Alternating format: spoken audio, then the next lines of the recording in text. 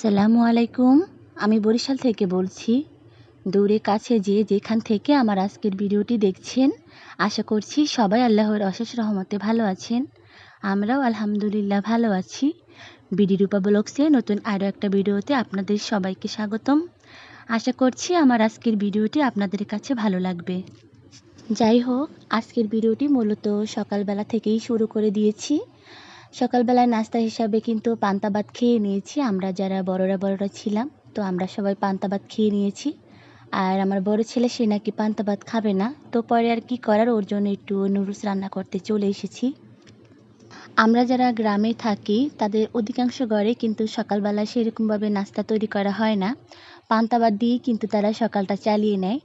তো সেই রকম একটা ব্যাপার হয়েছে আমাদেরও। সকালবেলা একটু মনে চাচ্ছিল না যে রুটি বানাই। তো পরে আর কি করার, পান্তা ভাতও ছিল, রাতের অবশিষ্ট ভাতগুলো যেহেতু বেঁচে ছিল, তো সেগুলো দিয়ে আমরা সকালবেলা নাস্তা হিসাবে খেয়ে নিয়েছি। যাই হোক, ভিডিওর এই পর্যায়ে আমার সকল প্রিয় আপু ভাইয়াদেরকে প্রতিদিনের মতন একটা কথা মনে করিয়ে দিই। দয়া করে আমার ভিডিওটিতে একটা লাইক দিয়ে সম্পূর্ণ আমার সাথে থেকে দেখে নেবেন।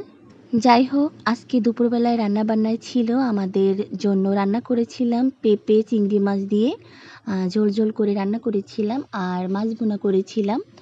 যেহেতু কাঁটাযুক্ত মাছ রান্না করেছিলাম, তার কারণে চিন্তা করি যে বড় ছেলের জন্য একটু চিকেন ফ্রাই করে দিই, তার সাথে একটু পোলাও রান্না করে দেব। আর ছোট বাবাটার জন্য আমি কিন্তু গ্যাসের চুলায় আলাদাভাবে খিচুড়ি রান্না করে নিয়েছি।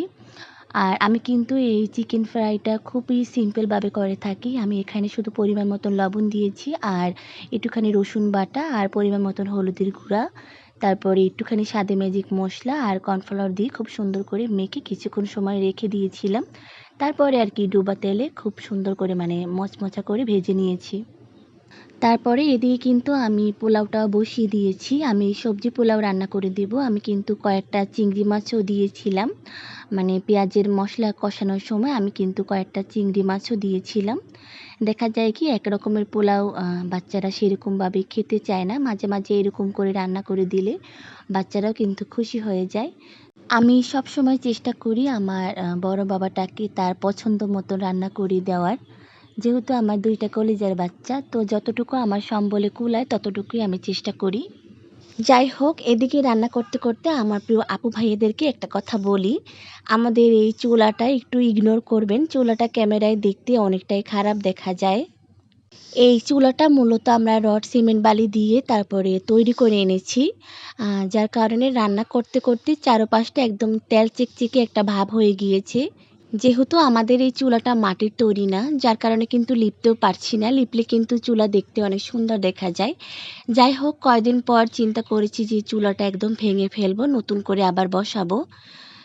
চিন্তা করলাম যে শীতকালটাও আসুক, শীতকাল আসলে দেখা যাবে বাহিরে রান্না করব, ওই সময় ফাঁকে আর কি চুলাটা বদলিয়ে নিব।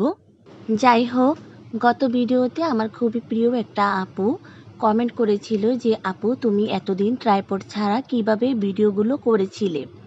তো আপুকেই বলছি, আপু তুমি যদি ভিডিওটি দেখে থাকো তাহলে তুমি এই ব্যাপারটা বুঝতে পারবে যে আমি কিভাবে এতদিন ভিডিওগুলো করেছিলাম।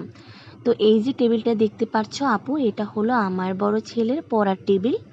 এই টেবিলটিতে আমি মোবাইল সেট করে তারপরে টুকিটাকি যে সকল ভিডিও আছে যেগুলো হাত দিয়ে করা সম্ভব নয়, ওই ভিডিওগুলো করেছিলাম। দেখতেই পাচ্ছ আমি কোন জায়গায় মোবাইলটা রেখেছি। ঠিক এইরকম করে আমি মোবাইল রেখে তারপরে সেই ভিডিওগুলো করেছিলাম। যেহেতু আপুর কমেন্টে আমি সেই রকমভাবে রিপ্লাই দিতে পারিনি, যার কারণে আমি ভিডিওতে একদম সামনাসামনি দেখিয়ে দিয়েছি। যাই হোক, ছেলের জন্য এত মজা করে রান্না করলাম, তো ছেলের মারও তো একটু খাওয়া উচিত। দুপুরবেলায় চিন্তা করলাম আমি যে কয়টা খেয়ে দেখি কেমন হয়েছে। আলহামদুলিল্লাহ, খারাপ হয়নি, খেতে মজাই লেগেছিল। আমার বড় ছেলে তো অনেক খুশি হয়েছে, যেহেতু ওর পছন্দের খাবার ছিল।